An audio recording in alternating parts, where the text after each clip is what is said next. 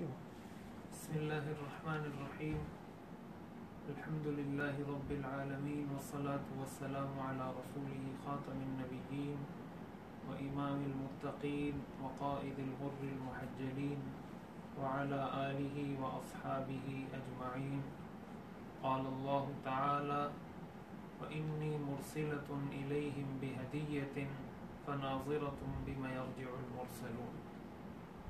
وقال النبي صلى الله عليه وسلم: تهادوا تحابوا، أو كما قال النبي صلی اللہ علیہ وسلم. ہمارے آپس کے تعلقات کیسے ٹھیک ہوں گے اور ہمارے آپس کے تعلقات میں کس طریقے سے بہتری لائی جا سکتی ہے، اس موضوع پر ہماری نشستوں کا سلسلہ جاری ہے. آج اس موضوع پر ہماری تیسری نشست ہے، جس میں ہم نے ایک تیسرے نبوی اور قرآنی نسخے پر غور کرنا ہے، جس میں ہم نے ایک تیسرے قرآنی نسخے پر غور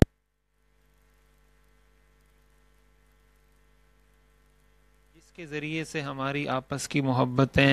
بڑھ سکتی ہیں اور ہماری آپس کی کدورتیں اور عداوتیں اور حسد، کینہ، بغض، یہ چیزیں ختم ہو سکتی ہیں. تو وہ نسخہ قرآن کریم کے مطابق اور احادیث مبارکہ کے مطابق وہ یہ ہے کہ ایک دوسرے کو ہدیہ دینے کی، ایک دوسرے کو گفٹ اور تحفے تحائف دینے کی عادت ڈالی جائے. اس کا فائدہ یہ ہے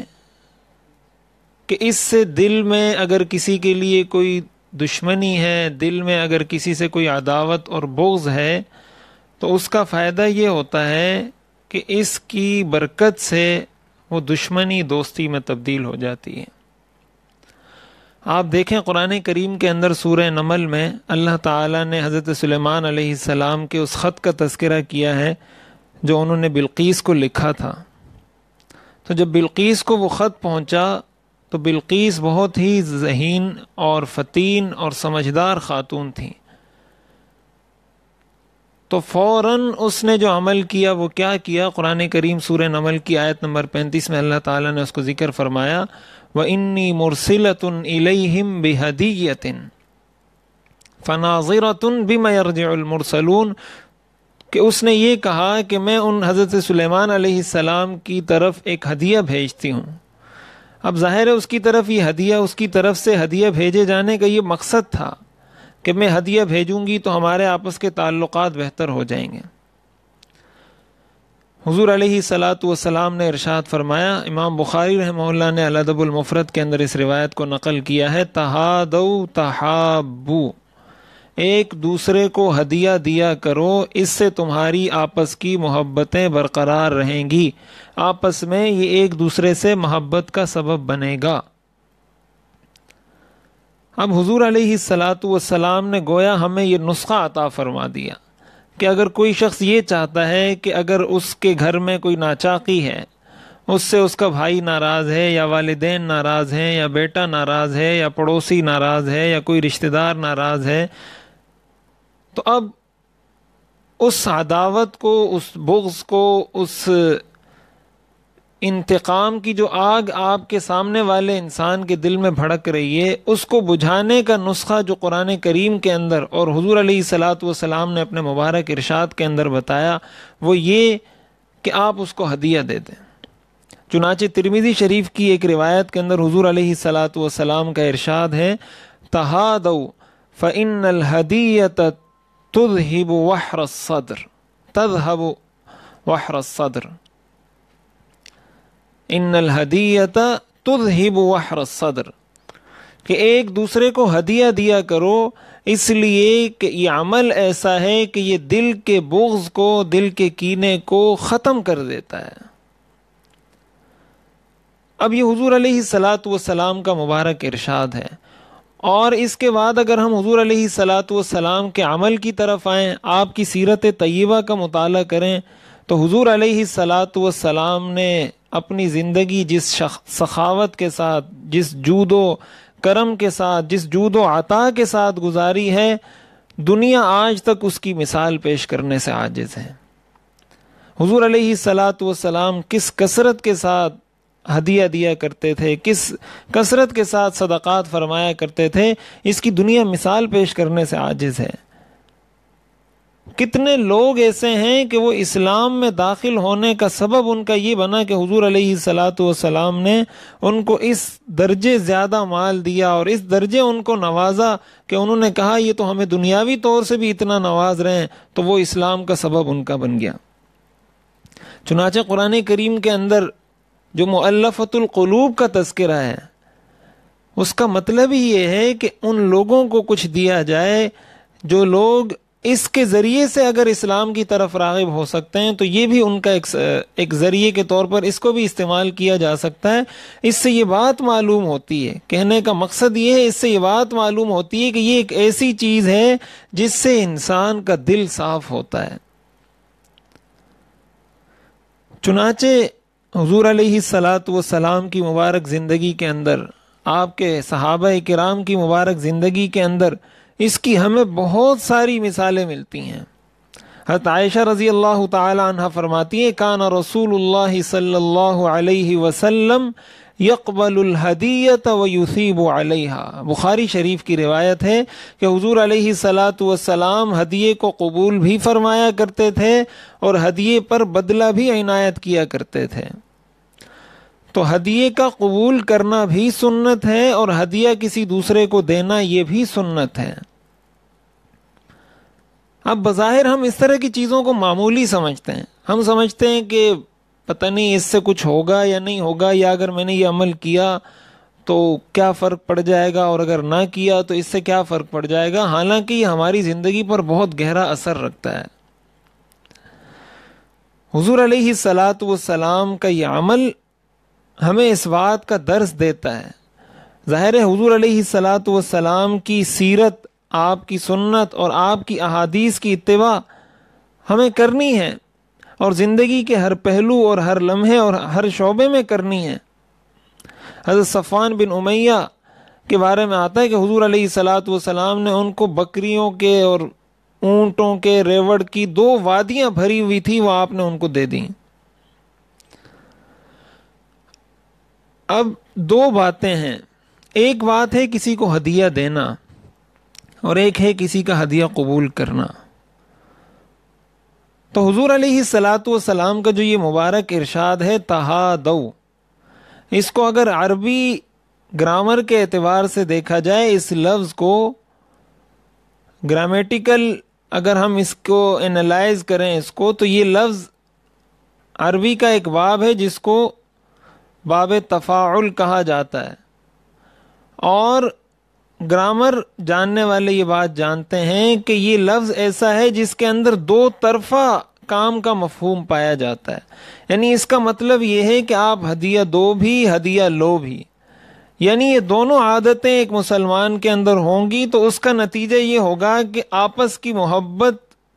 میں اضافہ ہوگا۔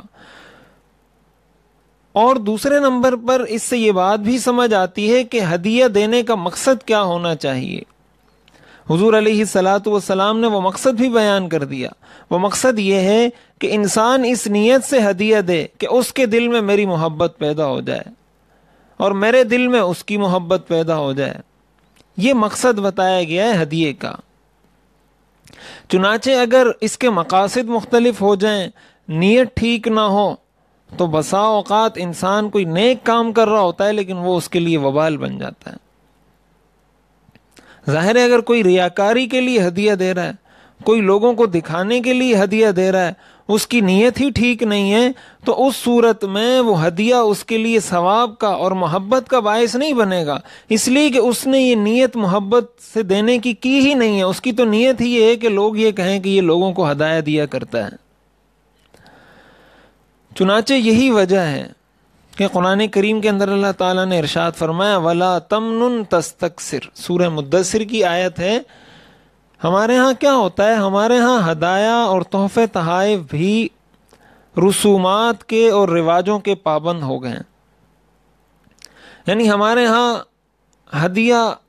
شادی کے موقع پر دیا جائے گا، عقیقے کے موقع پر دیا جائے گا، اور مخصوص لوگوں کو دیا جاتا ہے جن سے یہ توقع ہوتی ہے کہ آج میں نے اس کو 1000 روپے دیے ہیں تو جب ہمارے ہاں شادی ہوگی تو یہ بھی مجھے 1000 روپے دے گا یا مجھے 2000 روپے دے گا۔ قرآن کریم نے اس سے واضح انداز میں منع کیا ہے، وَلَا تَمْنُن تَسْتَكْثِرْ، کسی پر اس لیے احسان نہ کرو کہ تمہیں یہ طلب ہو اور تمہارے دل میں یہ تمنا ہو کہ یہ مجھے اور زیادہ کر کے دے گا۔ یہ تو سود کی ایک قسم ہے۔ اور سورہ روم کے اندر اللہ تعالیٰ نے جو ارشاد فرمایا وَمَا آتَيْتُم مِّن رِّبًا لِّيَرْبُوَ فِي أَمْوَالِ النَّاسِ فَلَا يَرْبُو عِندَ اللَّهِ، مفسرین نے اس آیت کی تفسیر میں یہ بات لکھی ہے کہ یہاں پر مراد اس سے یہی چیز ہے کہ انسان کسی کو کوئی ہدیہ دیتا ہے، کسی کو کوئی تحفہ دیتا ہے، کسی کو کوئی گفٹ دیتا ہے اور اس کی نیت یہ ہوتی ہے کہ مجھے بڑھا کر دے گا۔ قرآن کریم نے اس کو سود سے تعبیر کیا ہے، ربا سے اس کو تعبیر کیا ہے، اور میں اور آپ جانتے ہیں کہ سود اور ربا یہ کتنا بڑا گناہ اور کتنا بڑا جرم ہے، اور اس کی انسانی زندگی پر کتنے برے اثرات مرتب ہوتے ہیں۔ تو ہمارے ہاں ہدیے کو بھی رسومات کا پابند کر دیا گیا، جس کا نتیجہ یہ ہوا کہ وہ محبت کا سبب نہیں بنتا۔ ہدیہ تو محبت کا سبب اس وقت بنے گا جب اس محبت کی نیت سے دیا جائے، لیکن اگر محبت کی نیت سے نہیں دیا جا رہا تو ممکن ہے کہ وہ محبت کے بجائے عداوت اور دشمنی کا سبب بن جائے۔ ہمارے ہاں کتنے لوگ کسی کی شادی میں شرکت نہیں کر پاتے صرف اس وجہ سے کہ وہ کوئی ہدیہ نہیں دے پاتا، تو گویا یہ تو ہدیہ نہ ہوا، یہ تو اس کو مجبور کرنا ہوا کہ وہ ہر حال میں یہ ہدیہ اس کو دے گا۔ تو اس کا نام تو ہدیہ ہے لیکن حقیقت میں تو یہ ہدیہ اور گفٹ نہیں ہے، اس لیے کہ ہدیہ تو انسان اپنی دل کی خوشی سے محبت بڑھانے کے لیے دیتا ہے، اور یہ تو اس کے لیے دل کی تنگی کا باعث بن رہا ہے۔ فقہ کا ایک قاعدہ ہے العبرۃ فی العقود للمعانی لا للالفاظ والمبانی، کہ جو عقود ہیں، جو معاملات ہیں، جو ہم لوگوں کے ساتھ لین دین کا ہمارا تعلق ہوتا ہے، اس کے اندر شریعت اس کے ظاہر کو، صورت کو اور الفاظ کو نہیں دیکھتی، شریعت اس کی روح کو اور اس کے اندر موجود اصل نیت کو دیکھتی ہے کہ اندر اس کے پیچھے معاملہ کیا ہو رہا ہے۔ اس کی مثال ہم یوں سمجھیں کہ مثال اگر میں کسی کو کوئی موبائل گفٹ کرتا ہوں اور موبائل گفٹ کرنے کے بعد میں اس کو کہتا ہوں کہ بھائی آپ مجھے 2000 روپے دے دو اور یہ موبائل میری طرف سے تمہیں گفٹ ہے، تو اب لفظ تو میں نے گفٹ کا استعمال کیا، لفظ تو میں نے یہ کہا کہ میری طرف سے ہدیہ ہے، لیکن شریعت اس کو ہدیہ نہیں سمجھتی، شریعت اس کو کہتی ہے کہ آپ نے موبائل اس کو 2000 کا بیچا ہے، اس لیے کہ الفاظ اگرچہ آپ نے گفٹ کے اور ہدیے کے استعمال کیے ہیں، لیکن شریعت میں اس پر جتنے احکامات جاری ہوں گے وہ سارے خرید و فروخت کے احکامات جاری ہوں گے۔ تو جب ہم اسی طرح یہ بھی اس کی ایک مثال ہے کہ جب کوئی ہدیہ دینے پر مجبور کیا جا رہا ہے، اس کا مطلب یہ ہدیہ نہیں ہے، تو آپ اس شخص سے اس کی مرضی اور اس کی خوشی کے بغیر اس کا مال لے رہے ہیں۔ حضور علیہ الصلوۃ والسلام نے فرمایا لا يحل مال امرئ مسلم الا بطیب نفس منه، کہ کسی مسلمان کا مال اس کی خوشی اور اس کی دل کی رضا کے بغیر لینا حلال اور جائز نہیں ہے۔ یا ایھا الذین آمنوا لا تأکلوا اموالکم بینکم بالباطل، یہ اسی آیت کے زمرے میں اور اسی کے مفہوم میں داخل ہو جاتا ہے کہ انسان غلط طریقے سے، ناجائز طریقے سے دوسرے کا مال لے رہا ہے۔ اس لیے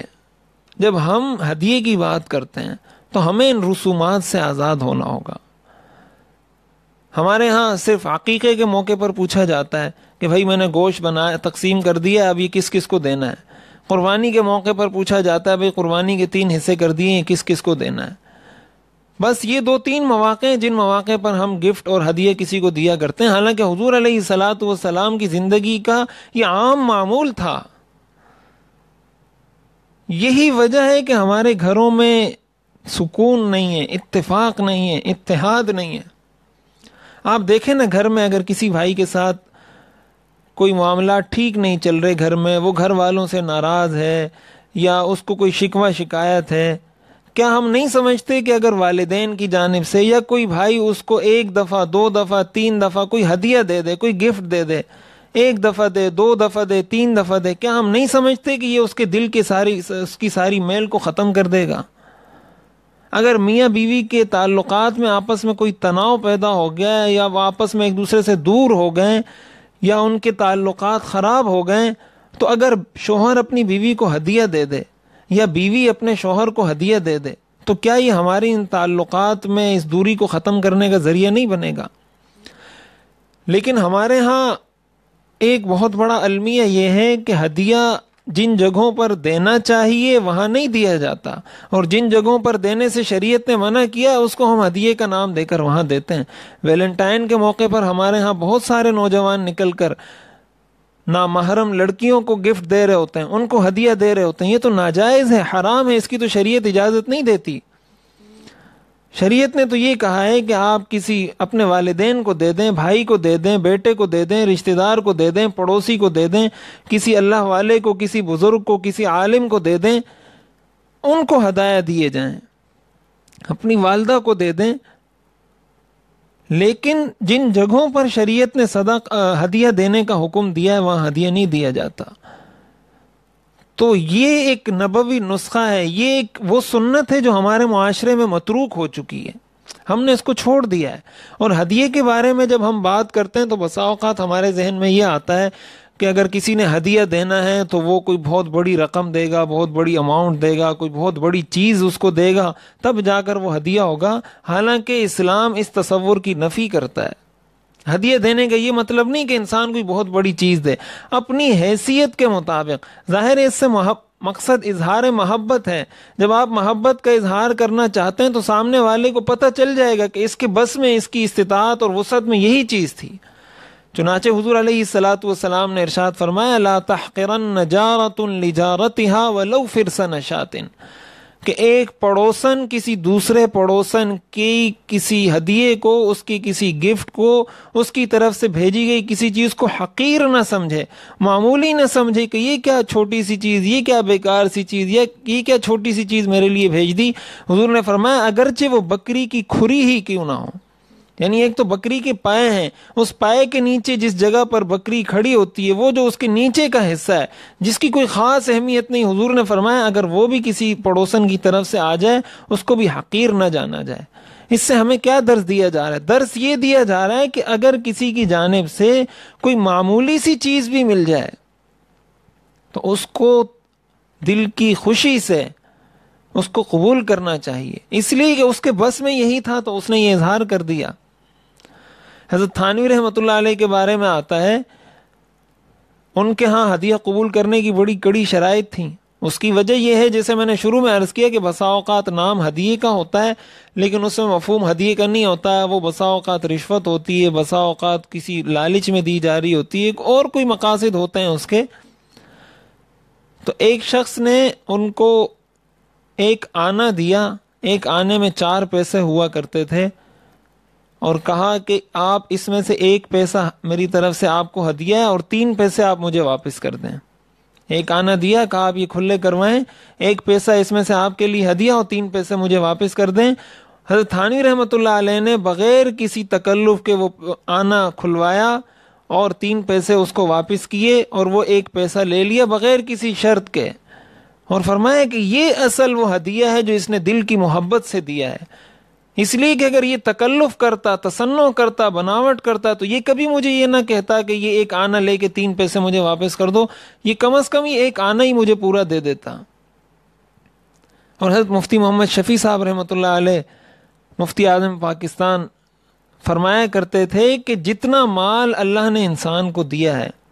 یعنی انسان جو مال کما رہا ہے، جس طریقے سے ملازمت کر کے، کاروبار کر کے، کھیتی باڑی کر کے جو پیسے اس کے پاس آ رہے ہیں، وہ فرمایا کرتے تھے کہ ان سارے اموال میں سب سے بابرکت مال وہ مال ہے جو کسی کو ہدیے کے طور پر دیا گیا ہو، اور اس کی وجہ یہ ہے کہ یہ مال خالصتاً محبت کے لیے اور اللہ کی رضا کے لیے دیا جاتا ہے۔ تو اس کی روح کے اندر وہ مفہوم پایا جاتا ہے جو انسان کے مال کے اندر برکت پیدا کر دیتی ہے۔ تو گویا ہمیں اس سے یہ بات معلوم ہوتی ہے کہ ہدیہ ایک تو مقصد اس کا ٹھیک ہونا چاہیے، نیت ٹھیک ہونی چاہیے۔ بدلہ لینے کی نیت سے اگر کوئی ہدیہ دیتا ہے تو یہ ٹھیک نہیں ہے، یہ ہدیہ نہیں ہوگا۔ اور ساتھ ہی ساتھ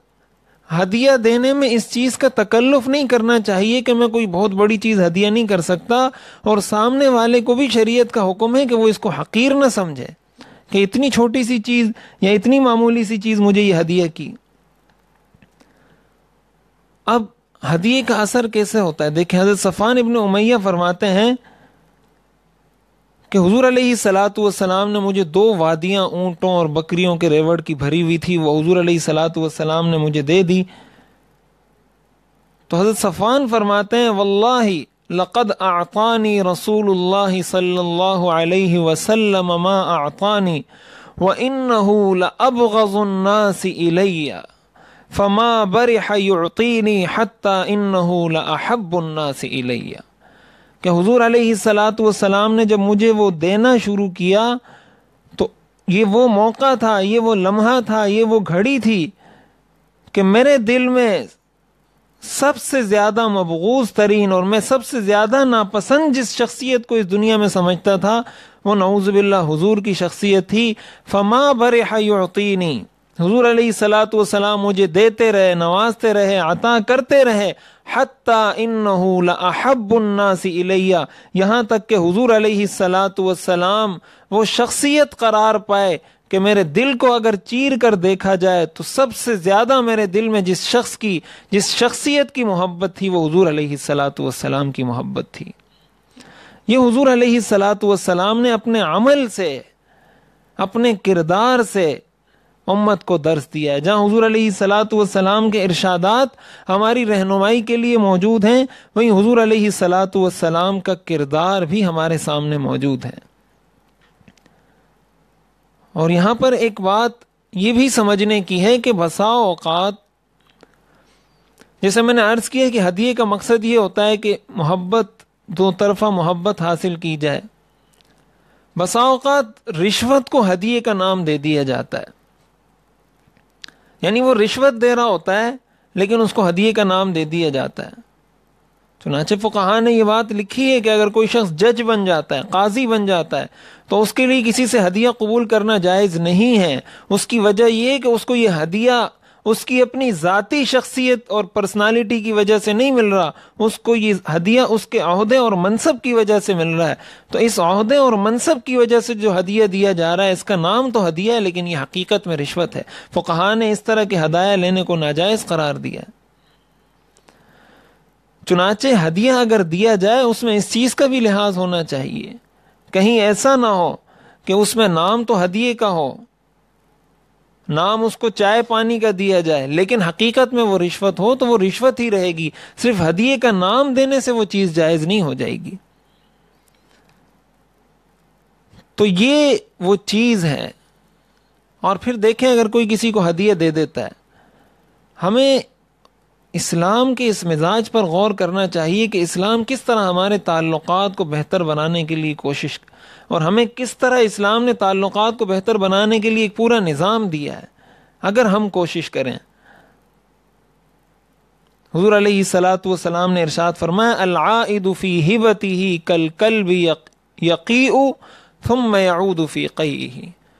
کہ اگر کسی نے گفٹ ہدیہ دے دیا، اب وہ دوبارہ مانگتا ہے کہ بھئی میں نے آپ کو چیز دی تھی وہ مجھے واپس دے دیں. حضور علیہ الصلوۃ والسلام نے فرمایا اس کی مثال اس کتے کی ہے جو قے کرے، جو الٹی کرے اور اس کے بعد وہ اپنی الٹی دوبارہ چاٹ لے.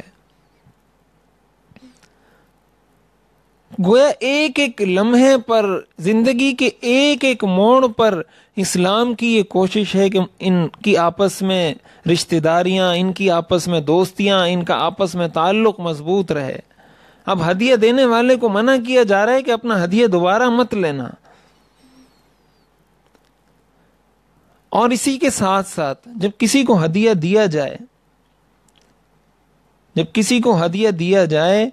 تو اس صورت میں سامنے والے پر شریعت یہ ذمہ داری عائد کرتی ہے کہ وہ بھی اس کا کوئی جواب اچھے طریقے سے دے. جیسے میں نے شروع میں عرض کیا کہ اس حدیث کے مفہوم میں یہ بات داخل ہے کہ دو طرفہ یہ معاملہ ہونا چاہیے. بعض لوگوں کی عادت ہوتی ہے وہ ہدیہ لینا تو جانتے ہیں، دینا نہیں جانتے. تو یہ کوئی، اس کا مطلب یہ کہ وہ ایک سنت پر تو عمل کر رہے ہیں لیکن دوسری سنت انہوں نے چھوڑ دی. تو جس طرح انسان کو لینے کا ڈھنگ آتا ہے اس کو دینے کا طریقہ بھی آنا چاہیے، دینے کا حوصلہ بھی ہونا چاہیے. اور یہ بات میں نے شروع میں عرض کر دی کہ اس میں کوئی تکلف نہیں ہونا چاہیے کہ یہ کوئی معمولی چیز میں اس کو دے رہا ہوں. ہمارے ایک دوست ہیں، ٹیچر ہیں، مدرس ہیں، پڑھاتے ہیں. وہ کہتے ہیں جب میں نے اپنا گھر کراچی شفٹ کیا تو چونکہ جب گھر آدمی شفٹ کرتا ہے، نیا گھر ہے، اس میں ایک ایک چیز کی ضرورت ہوتی ہے اور ایک ایک چیز انسان کو لانی پڑتی ہے. ماچس بھی لانی پڑتی ہے اور ایک ایک چیز خریدنی پڑتی ہے. تو کہا جب میرے اسٹوڈنٹس کو، میرے شاگردوں کو پتہ چلا تو میرے گھر شفٹ کرنے کے دوسرے یا تیسرے دن یا شاید پہلے دن میں گھر جانے لگا، جب نکلا تو اس طالب علم اور اسٹوڈنٹ کے ہاتھ میں 2 کپ تھے، چائے کے جو کپ ہوتے ہیں، وہ بازار سے خرید کر لایا تھا اور کہا مجھ سے، وہ کہنے لگا کہ آپ نے استاد جی گھر شفٹ کیا ہے تو یہ 2 کپ میری طرف سے آپ کو گفٹ ہیں، اس لیے کہ آپ کے گھر میں کپ بھی نہیں ہوں گے، لہٰذا آپ اس میں چائے پیا کریں۔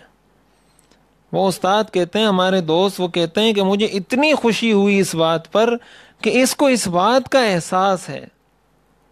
اس کو اس بات کا احساس ہے کہ میرے استاد نے گھر شفٹ کیا اور اس کے بس میں یہ تھا۔ وہ کہتے ہیں میری خوشی کی انتہا نہ رہی اور جو میرے دل سے اس کے لیے دعائیں نکلی وہ میرا اللہ جانتا ہے۔ اسی سے ہمیں یہ بات بھی سمجھ آتی ہے جو علماء نے لکھی ہے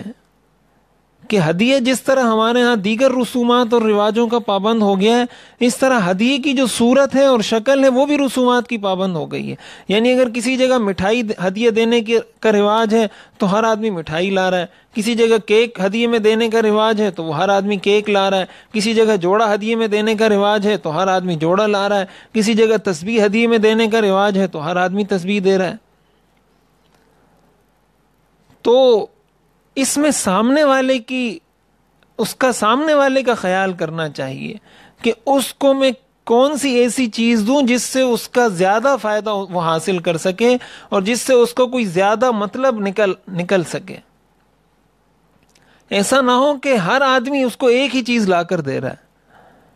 تو سامنے والے کی اس چیز کا بھی خیال کرنا چاہیے۔ ہمارے ایک دوست نے فیس بک پر مزاحیہ انداز میں لکھا تھا کچھ دنوں پہلے کہ میں تسبیح، ٹوپی اور مٹھائی کے علاوہ بھی ہدیہ قبول کیا کرتا ہوں۔ کہنے کا مقصد یہ ہے کہ اس چیز کو انسان دیکھے کہ سامنے والے کو میں کیا چیز ہدیہ دے رہا ہوں، یہ اس کے کام کی بھی ہے یا نہیں۔ تو اس کو بھی، یہ بھی شریعت کا ایک حکم ہے اور فقہاء نے اور علماء نے اس چیز کو بھی لکھا ہے۔ اور پھر جس کو ہدیہ دیا جائے، جس کو کسی نے گفٹ دیا ہے، حضور علیہ الصلوۃ والسلام نے ارشاد فرمایا من صنع الیکم معروفا فکافئوہ فإن لم تجدوا ما تکافئوا به فادعوا له حتى ظننتم انکم قد کافأتموہ، کہ اگر تمہارے ساتھ کوئی بھلا کرے، تمہارے ساتھ کوئی اچھا کرے تو اس کو بدلہ دو۔ یہ بدلہ دینے کا رواج ہمارے یہاں ختم ہو گیا ہے۔ بدلہ دیا جاتا ہے لیکن وہ لگے بندے طریقوں سے کہ شادی کے موقع پر اس نے دیا تو میں بدلہ دوں گا، یہ بدلہ دینا تو ٹھیک ہی نہیں ہے۔ بدلے کا مطلب یہ ہے کہ اس نے آپ کو کسی موقع پر کوئی گفٹ کر دیا، دوبارہ کوئی موقع آیا، ہفتے بعد 2 ہفتے بعد آپ نے اس کو کوئی گفٹ دے دیا، پھر اس نے آپ کو کوئی دیا، آپ نے اس کو یہ گفٹ ہدیے کا، یہ سلسلہ چلتا رہا۔ اور اس میں یہ بات ہمیں سمجھنی چاہیے کہ یہ صرف باہر کے لوگوں کے لیے نہیں ہے کہ آپ باہر کے لوگوں کو ہدیے اور گفٹ دیتے رہیں، اپنے گھر والوں کو بھی دینا چاہیے، بچوں کو بھی کبھی دینا چاہیے، بیوی کو بھی دینا چاہیے، بیوی کی جانب سے کبھی شوہر کو بھی ہدیہ اور کوئی گفٹ ملنا چاہیے۔ اب ظاہر ہے بیوی اور میاں کا تعلق ایسا ہے کہ شریعت چاہتی ہے کہ ان کے درمیان محبت بڑھے۔ ہمارے ہاں وہ اسباب تو بہت آسانی سے پیدا کر دیے جاتے ہیں جس سے دوریاں بڑھتی ہیں، لیکن کبھی کوئی بیوی یہ نہیں سوچتی کہ میرے بس میں اگر 10 روپے کی کوئی چیز ہے میں وہ لا کے اپنے شوہر کو دے دوں کہ یہ میں نے آپ کے لیے ہدیہ لائی ہے۔ تو ہدیہ اپنے گھر میں بھی دینا چاہیے، رشتہ داروں میں بھی دینا چاہیے، اس لیے کہ اگر انسان اللہ کی رضا کے لیے اور محبت کے اظہار کے لیے دے رہا ہے تو رشتہ داروں سے زیادہ محبت کا اظہار اور کس کے ساتھ کیا جا سکتا ہے۔ شریعت نے تو اس بات کا حکم دیا ہے کہ رشتہ داریوں کو جوڑا جائے، رشتہ داروں کو خوش رکھا جائے، جو ناتا توڑے اس سے ناطے کو جوڑا جائے، اس سے رشتے کو جوڑا جائے۔ تو رشتہ جوڑنے کا یہ ایک ذریعہ ہے، جب آپ اس سے محبت کا اظہار ہدیہ دے کر کریں گے تو آپ کا رشتہ جڑ جائے گا۔ پھر جس کے ساتھ احسان کیا جائے تو وہ بدلہ دے، وہ کوشش کرے کہ میں بھی کچھ حرکت کروں۔ حضور نے فرمایا اگر تمہارے پاس کچھ نہیں ہے کم از کم اس کے لیے دعا کرتے رہو، اور اس درجے میں اس کے لیے دعا کرتے رہو کہ تمہیں یہ گمان ہو کہ میں نے اس کو بدلہ دے دیا۔ چنانچہ علماء نے لکھا ہے کہ اگر کوئی کسی کے ہدیے کا اور کوئی جواب نہیں دے سکتا اور کوئی بدلہ نہیں دے سکتا تو کم از کم دعا اس کو ضرور دے۔ چنانچہ ایک دوسری حدیث شریف کے اندر حضور علیہ الصلوۃ والسلام نے فرمایا من صنع الیہ معروف فقال لفاعلہ جزاک اللہ خیرا فقد ابلغ فی الثناء، کہ اگر کسی کو کوئی ہدیہ اور گفٹ دیا گیا اور اس نے اس ہدیہ دینے والے کو یہ کہا جزاک اللہ خیرا، اللہ آپ کو اس سے بہت بہتر بدلہ اور اجر عطا فرمائے، حضور نے فرمایا فقد ابلغ فی الثناء، اس نے اس کی بہت اچھی تعریف کی۔ یعنی کم از کم درجے میں جس کی جانب سے گفٹ ہدیہ دیا جا رہا ہے اس کو یہ کہہ دیا جائے جزاک اللہ خیرا، اس لیے کہ یہ دعا ہے، اور یہ دعا جب آپ اس کو دیں گے تو ایک مسلمان بھائی کی دعا دوسرے مسلمان بھائی کے حق میں مقبول ہوتی ہے، تو گویا آپ نے کسی درجے میں اس کو بدلہ دے دیا۔ اب ہمارے ہاں بہت سارے اور الفاظ استعمال کیے جاتے ہیں، شکریہ، تھینک یو، اور بڑی نوازش، اور آپ کی بہت مہربانی، اور آداب، اور فلاں اور فلاں۔ اب ان الفاظ کے استعمال کرنے میں کوئی حرج، کوئی گناہ نہیں ہے کہ آدمی اس کو استعمال کرے، لیکن شریعت نے ہمیں جن الفاظ کو اختیار کرنے کا حکم دیا ہے وہ یہ ہے،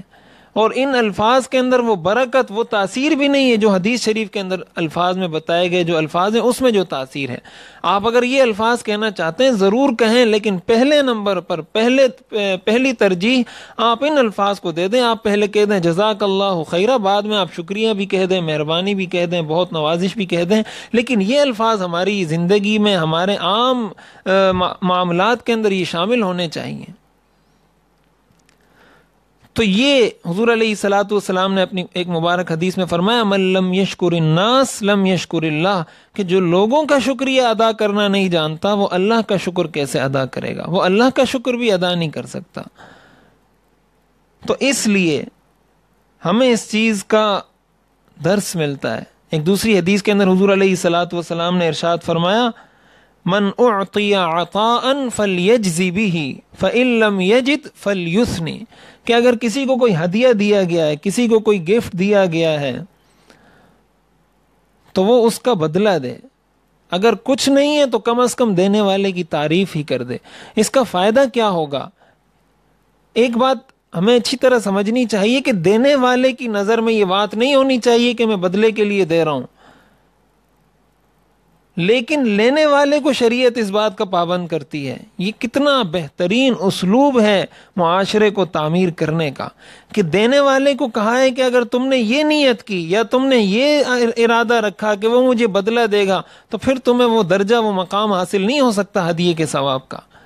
لیکن لینے والے کو کہا جا رہا ہے کہ اگر تم نے اس کا شکریہ ادا نہیں کیا تو تم اللہ کا شکر بھی ادا نہیں کر سکتے۔ یعنی ہر ایک کو یہ کہا جا رہا ہے کہ تم دوسرے کا حق ادا کرو، دوسرے کو خوش کرو، دوسرے کے دل کو جیتو، اور دوسرے کو، پہلے والے کو یہ کہا جا رہا ہے کہ اس سے کسی چیز کی طمع اور لالچ نہ رکھو۔ تو ہر انسان اگر، ہر مسلمان اگر، ہر بھائی، ہر بہن، ہر شوہر، ہر بیوی، ہر والدین، ہر رشتہ دار، ہر پڑوسی اگر اس مزاج کو اپنا لے تو پھر کیا وجہ ہے کہ ہمارے تعلقات ٹھیک نہ ہوں؟ پھر ایسا نہیں ہو سکتا کہ ہمارے تعلقات آپس میں ٹھیک نہ ہوں۔ اس لیے ہم اگر یہ چاہتے ہیں کہ ہماری رشتہ داریاں اچھے طریقے سے ہم نبھاتے رہیں جس کا شریعت میں حکم دیا ہے،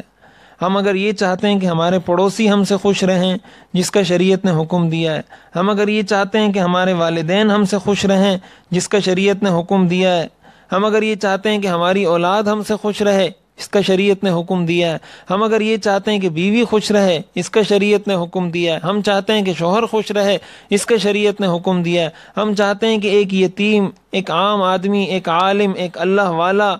ایک بزرگ وہ ہم سے خوش رہے، ہمیں دعائیں دے، اس کا دل خوش ہو، تو اس کے لیے ہمیں اس چیز کو اپنانا ہوگا۔ حضور علیہ الصلوۃ والسلام کا یہ ارشاد تہادوا تحابوا، ایک دوسرے کو ہدیہ دیا کرو، اس سے تمہاری آپس کی محبتیں بڑھیں گی۔ تو تعلقات کو بہتر بنانے کا یہ تیسرا نبوی نسخہ ہے